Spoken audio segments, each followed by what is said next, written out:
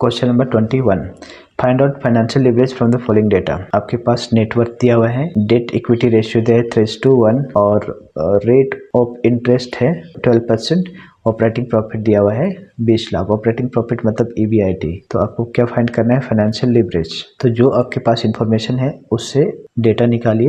जैसे आपके पास है डेप्ट इक्विटी रेशियो, डेप्ट इक्विटी मतलब डेप्ट बाय इक्विटी।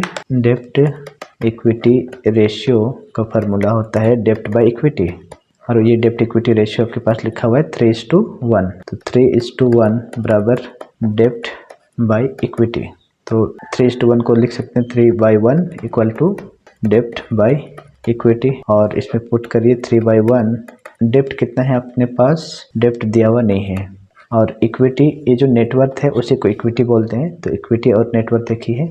नेटवर्थ मतलब ऑनर्स कैपिटल, और इक्विटी को ही ऑनर्स कैपिटल बोलते हैं, विच इज 25 लाख रुपीज। तो अगर आप इसे क्रॉस मल्टीप्लाई करेंगे तो डेप्ट आ जाएगा 3 × 25 लाख। इसका मतलब डेट हो गया आपका 75 लाख रुपीज।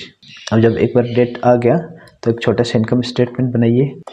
इनकम स्टेटमेंट अपने पास दिया है ऑपरेटिंग प्रॉफिट, जिसे हम बोलते हैं EBIT।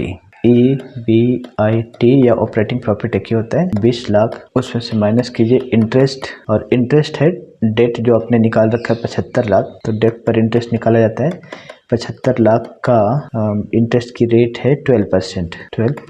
तो अगर आप 75 लाख का 12% निकालते हैं तो आएगा 9 लाख रुपीज। तो 9 लाख रुपीज माइनस कर दीजिए 20 में, माइनस करने पर आएगा 11 लाख रुपीज। इसे बोलेंगे EBT। अब EBIT आ गया और EBT भी आ गया, आप निकाल सकते हैं degree of financial leverage. Degree of financial leverage बराबर होता है EBIT बाई EBT। EBIT अपने पास है 20 लाख, इसी के अंदर निकाल रहे हैं, अब बाहर भी निकाल सकते हैं, और EBT है 11 लाख। तो अगर आप 20/11 करते हैं तो आंसर आएगा 1.818।